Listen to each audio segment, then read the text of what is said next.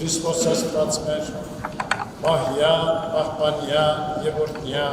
Անուր լրատվականին հայտնի դարձավ, որ կաթողիկոսին մեղադրանք առաջադրելու գործը հսկող դատախազը գլխավոր դատախազության դատախազ Խաչատուր Գալստյանն է, որը նախկինում աշխատել է քննչական կոմիտեի ՀԿԳՎ վարչությունում որպես քննիչ։ Նշենք, որ փետրվարի 14-ին Արա Զորաբյանը հայտնել էր, որ Հայաստանի Հանրապետության գլխավոր դատախազությունը քրեական հետապնդում է հարուցել ամենայն հայոց կաթողիկոս Գարեգին Բ-ի նկատմամբ։ Նրա երգը երկրից արգելվել է։ Փետրվարի 14-ին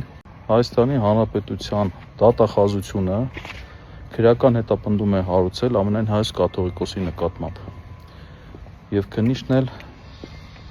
փորձել է հարցաքննել Վեհապար Հայրապետին։ Վեհապար Հայրապետը մեղադրվում է ուրեմն դատական ակտի կատարմանը խոչընդոտելու մեղադրանքով, եթե հիշում եք, եպիսկոպոսներին նույնպես այդ մեղադրանքներ ներկայացվել։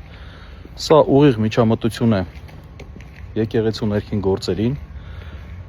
Դուք լավ գիտեք, որ Ավստրիայում փետրվարի 16-ից 19-ը տեղի ունենալու եպիսկոպոսատ ժողով եւ այս գործողությամբ, ինչպես նաեւ Վեհապար Հայրապետի ելքի արգելք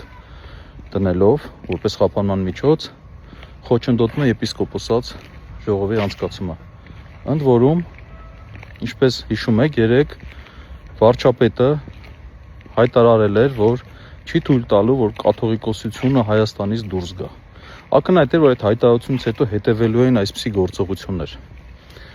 Ափսոսում եմ իհարկե այն քննիչներին, դատախազներին, որոնք ներգրաված են այս հակաեկեղեցական գործընթացի մեջ, քանի որ ակնհայտ անիմն մեղադրանք է։ Բայց այսօրվա հարցաքննության ժամանակ էլ Վեհապար Հայրապետը օրհնեց քննիչին եւ նրա ընտանիքին։